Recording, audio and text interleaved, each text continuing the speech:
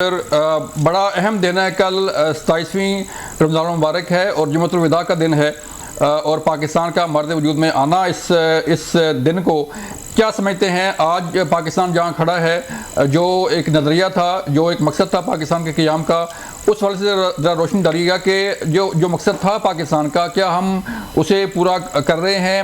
جو سیاسی جماعتیں ہیں، جو قوم ہے، نسل قوم جو ہے، ہم اپنا اپنا رول پلے کر رہے ہیں سر؟ بسم اللہ الرحمن الرحیم. بہت اہم سوال ہے اور اس میں کوئی شک نہیں کہ پاکستان کی صورت میں اللہ تعالیٰ کا ہمارے اوپر ایک بہت بڑا احسان ہے. فَبِأَيِّ آلَاءِ رَبِّكُمَا تُكَذِّبَانِ. پاکستان ایک زبردست ملک ہے اور اللہ تعالیٰ نے کتنی نعمتیں ہمیں دی ہیں. اس کی معدنیات، اس کا جو نوجوان طبقہ ہے، یوتھ بلج جو اس کے اندر ہے، اور وہ جو ہنر اور سکلز اللہ تعالیٰ نے پاکستانیوں کو دی ہیں، تو میں سمجھتا ہوں کہ اس قسم کا ملک شاید ہی آپ کو کہیں پہ ملے.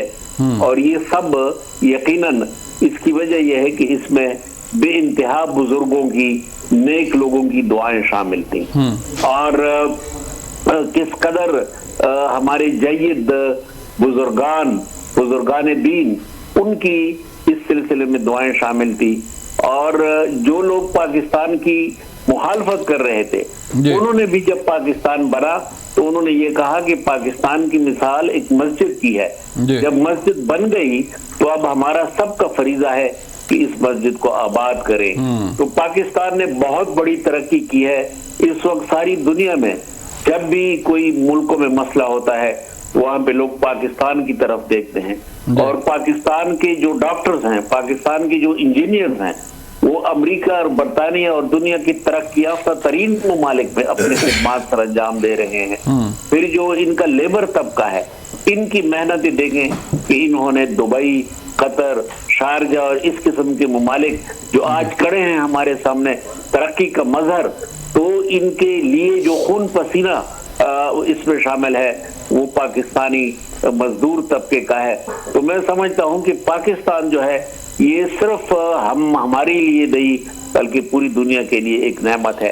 بے شک مسائل ہیں، ہر جگہ مسائل ہوتے ہیں، لیکن ان مسائل کے لیے ہمارے پاس نیشنل ایکشن پلان موجود ہے. اس کے لیے پیغام پاکستان موجود ہے، اور اسلامی قانون سازی کے لیے باقاعدہ اسلامی نظریاتی کونسل موجود ہے. تو اب تک کوئی ایسا قانون نہیں ہے 1973 کے بعد کہ جس میں یہ کہا جائے کہ یہ خلافت، یہ جو شریعت کے منافی کوئی قانون ہے. تو اس لیے میں سمجھتا ہوں کہ جس مقصد کے لیے ہم نے یہ سرزمین حاصل کی ہے، ہم بہت اچھے انداز میں اس کی طرف جا رہے ہیں، اور انشاءاللہ اللہ تعالیٰ کی مدد ہمارے شامل حال ہو. بالکل ٹھیک ہے. پی جے میر صاحب، آپ فرمائیے گا سر. جیسے قبلہ یاد صاحب فرما رہے ہیں کہ پاکستان کا مرد وجود میں آنا ہی ایک معجزہ تھا، تو اس معجزہ کو، اس پاکستان کو، اس مسجد کو اب آباد کرنا، مضبوط کرنا سر ہمارا کام ہے نا. لیکن ہم دیکھتے ہیں پی جے میر صاحب کہ ہم تو مختلف گروہوں میں بٹے ہوئے ہیں، اور جہاں پہ نیشنل انٹرسٹ کی بات آتی ہے، جہاں پہ اسٹیٹ کی بات آتی ہے، وہاں بھی تقسیم نظر آتی ہے. صاف ظاہر ہے ہر ایک کا اپنا مفاد ہے، ہر ایک گروہ کا جو ہے اپنا مفاد رکھ کے وہ سامنے آ رہا ہے. سر آپ نے بالکل صحیح کہا، مولانا صاحب نے بڑی اچھی باتیں کی ہیں. لیکن دیکھیں، کبھی ترقی جاوید نہیں کر سکتے، نہیں کرتی جو اپنے آپ پہ تنقید برائے تعمیر برداشت نہ کرے. ہمارے بڑے فالٹس ہیں، ہماری بہت فالٹ لائنز ہیں. اسی لیے آج آپ دیکھیں کہ جن چیزوں کی مولانا صاحب نے بھی نشاندہی کی ہے، آپ نے بھی کی ہے، ہم اس کو کیوں نہیں ٹھیک کر سکتے؟ کیونکہ 3 لفظ اور 3 الفاظ جو قائد اعظم محمد علی جناح چھوڑ گئے تھے، یونٹی، فیتھ اینڈ ڈسپلن، ہم اس میں کافی پیچھے ہیں. ہمیں جب تک یونٹی نہیں دکھائیں گے اور یہ فرقہ بازی جو ہے اس کو ختم نہیں کریں گے اور ڈسپلن نہیں دکھائیں گے، ہم آگے نہیں بڑھ سکتے. باتیں بڑی اچھی کرتے ہیں، ہم بڑے وہ ریفرنسز دے سکتے ہیں، لیکن ہم نے اپنے آپ کو دیکھنا ہے، ہم کر کیا رہے ہیں اپنے ملک کے ساتھ. یہ دہشت گرد کون ہے جن کی ہم باتیں کرتے ہیں؟ کیا یہ مسلمان ہیں؟ کیا جس نام پہ ہم نے اس ملک کو آزادی دلوائی ہے، کیا یہ اس کو سپورٹ کرتے؟ نہیں کرتے. تو اس لہٰذا اس پلیٹ فارم کے اوپر جب ہم دہشت گردی کی بات کرتے ہیں، اکنامک ریفارمز کی بات کرتے ہیں، ہمیں سب اسٹیج پہ کھڑا ہونا پڑے گا. یہ چھوڑ دیں کہ آپ ایک دوسرے کی آپ اختلافات کے ساتھ ایک مخالفت آپ نے شروع کی بھی ہے، اس کو بند کریں. ہر ملک کے اندر، ہر دنیا کے ملک کے اندر پرابلمز آتی ہیں، مشکلات آتی ہیں، مسائل ہوتے ہیں، لیکن آپ اس کو اوور کم کرتے ہو، آپ اس کا حل نکالتے ہو. رادر آپ دوسرے پہ تنقید بازی شروع کر دو just for the sake of it, اور پھر کہو کہ ہم ترقی بھی کریں گے. ترقی اس طرح نہیں ہوتی ہے، ترقی یونٹی کے ساتھ ہوتی ہے، اور یونٹی جب تک نہیں آئے گی ہم ترقی نہیں کر سکیں. بالکل ذمہ داری کا احساس کرنا پڑے گا، اور جو یونٹی ہے اس کا مظاہرہ کرنا پڑے گا. رائے خالد صاحب آپ فرمائیے گا، آپ نے دونوں مہمانوں کی باتیں سنی، آپ سینئر قانون دان ہیں، کیسز جو ہے آپ کے سامنے ہوتے ہیں، کس حد تک جو ہے وہ ضروری ہے کہ جہاں پر پاکستان کا نام آ جائے، اسٹیٹ کا نام آ جائے، وہاں پہ جو ہے وہ سارے تفرقے، سارے سیاسی اختلافات اور ساری چیزیں جو ہے وہ ختم ہو جائیں؟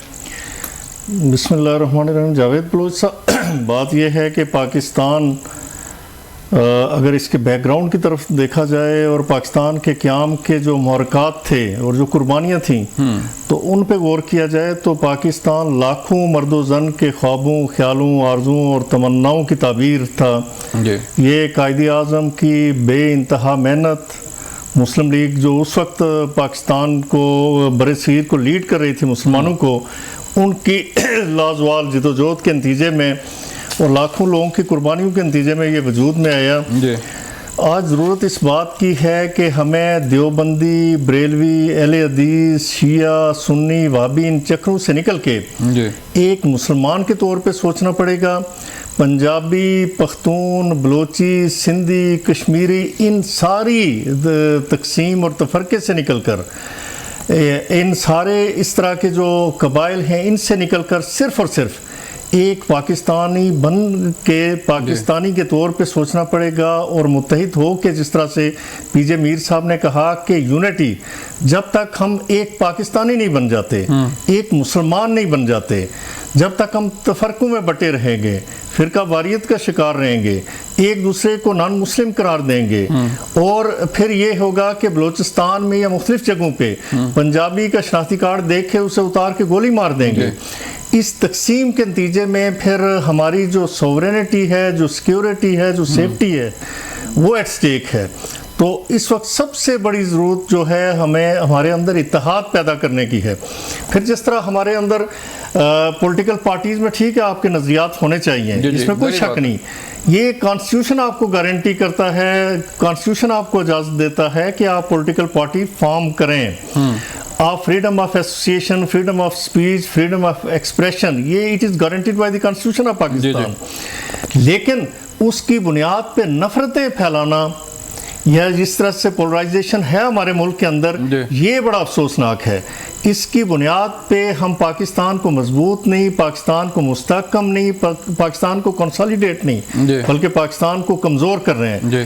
تو ضرورت اس بات کی ہے کہ ٹھیک ہے آپ کے نظریات ہیں، جو سپوز کہ ایک مسلم لیگ کا بندہ ہے، ایک پی ٹی آئی کا، پیپلز پارٹی کا، جماعت اسلامی، سب کے نظریات جا کے پاکستان پہ ختم ہونے چاہیے کہ ہماری منزل پاکستان کا استحکام ہے.